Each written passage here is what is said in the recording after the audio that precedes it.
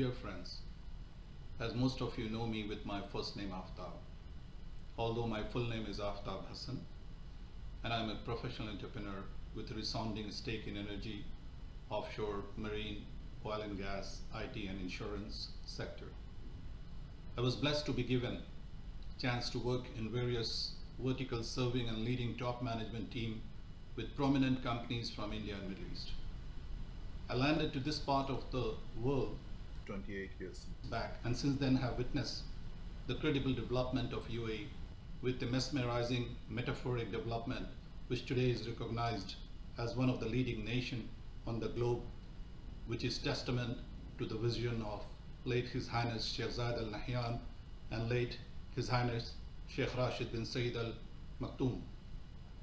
I shall be ever indebted to His Excellency Muhammad Al Gargawi and His Excellency Muhammad Al Abbar, when both of them were leading the development of Dubai during their time with the Economic Department of Dubai, to inspire me by engaging as one of the core committee member along with few other think tank for the launch of Dubai strategy, where the blueprint of today's Dubai was being written, which includes but are limited to Dubai Shopping Festival or Dubai Summer Surprises, etc.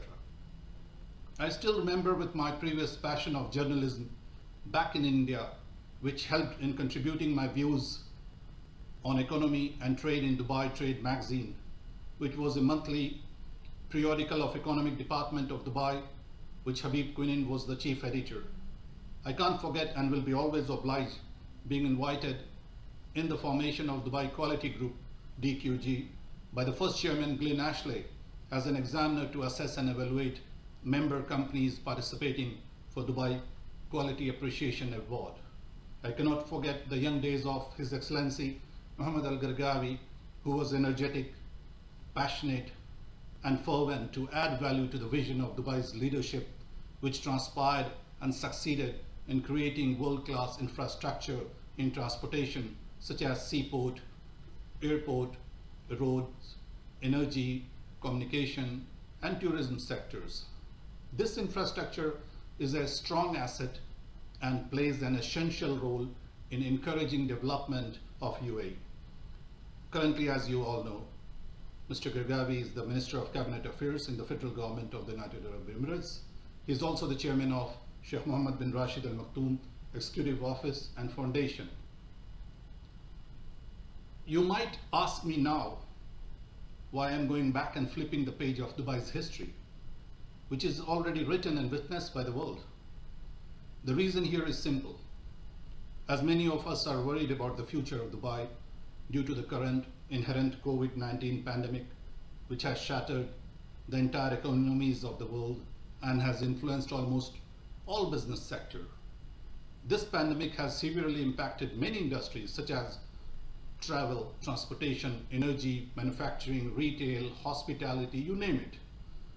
The year 2020, which was waited for so long by many business entities and countries to be marked illustrious and imminent, and was supposedly be celebrated as the historical year just by the significance of its compounding double-digit number, will now be written as the year of distress, suffering, fear, uncertainty, recession, and rather depression if this pandemic prolongs for some more time. So it will go down in history as one of the years of our lives where we seem to witness our worlds being turned upside down. But let me remind you that Dubai has faced many crises, which includes global financial crisis, if you remember in 2008, have again emerged more stronger than before with the new normal. The region has a very strategic location in the Gulf, and therefore part of the fortune of Dubai is related to its proximity to some of the fastest growing economies in the world, basically China and India. So an advantageous geographical location helped this region to take a prominent position in the global logistic and trade network. And therefore today, it is one of the critical nodes in the world's supply chain industry. Actually, Dubai follows the basic drivers on competitiveness of a nation or an industry, which is crucial for success of any country or nation. It in fact includes not only industries, but also trends in related sectors, clusters and market associations, or you can say supportive governmental organizations, there are some main factors or KPIs to understand in this regard, such as highly developed finance, insurance industry, construction, tourism, substantial increase of FDI, rise in local capital market, cluster associations, industrial development, and rapid growth in trade. The UAE government always attempts to facilitate interactions between the government and the business sector. So this is crucial for the success of Dubai, because public, private, and personal relationship are central issues in improving the competitiveness of any nation. In this regard, we shouldn't forget that the major institution is the Chamber of Commerce. Its objective are encourage collaboration with the private sectors and support the development of the small and medium-sized enterprises.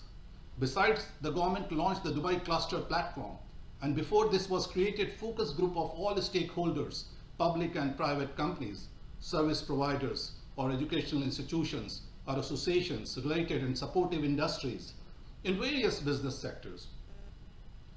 The aim of this or these actions will boost the competitiveness of Dubai by creating and fostering a permanent network of collaboration. So it is also worth noting that the UAE government also uses complementary policies to spur the growth or cluster development. It implements a business-friendly tax system, very low corporate tax in terms of VAT, which significantly reduces the cost of doing business as well. It attracts capital from abroad and raises the mobility of it. WHO is bringing the world's scientists and global health professionals together to accelerate the research and development process, as we all know, and develop new norms and standards to contain the spread of the coronavirus pandemic and help care for those affected.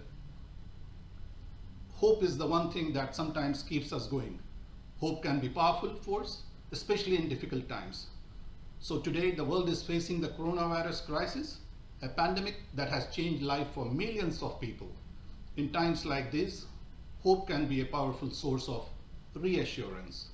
Many who are locked at homes, others who are working to help and prevent the virus, also need the reassurance and the hope that we shall overcome this. So we all know that these are testing times, but merely recognizing that is not enough. The future viability of our business and the sector as a whole will be defined by how we respond to these challenges.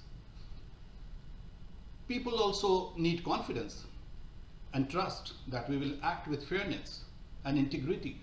They need to feel their fair and reasonable expectations are at the center of how the market operates or the business operates. And most importantly, they expect to demonstrate this through the way we treat our own people, the way we behave towards each other, and how we operate our business at this time. As we all know, friends, trust grows slowly and can be lost quickly. So it has to be earned, nurtured, and maintained through integrity, fairness, and professionalism.